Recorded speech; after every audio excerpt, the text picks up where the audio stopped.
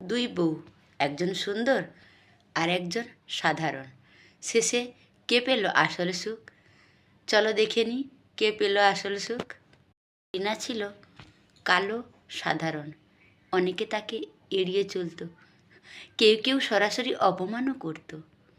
অন্যদিকে ছিল মিতা, দেখতে খুব সুন্দর, সবাই তাকে পছন্দ করত। একই বাড়িতে দুজনেরই বিয়ে হলো। রিনার স্বামী ছিল সাধারণ কিন্তু সৎ।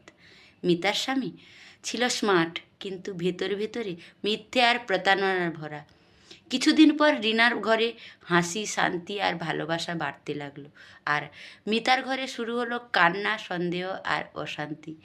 একদিন মিতা চুপ করে রিনাকে জিজ্ঞেস করলো, তোর তো কিছুই নেই, তুই এত সুখী কিভাবে? রিনা হেসে বলল, আমার স্বামী দেখতে সুন্দর নয়, কিন্তু তার মনটা পরিষ্কার। মিতা সেদিন আয়নায় নিজের মুখ দেখল আর প্রথমবার বুঝল সৌন্দর্য মুখে নয়, চরিত্রে। তার চোখ দিয়ে জল গড়িয়ে পড়ল।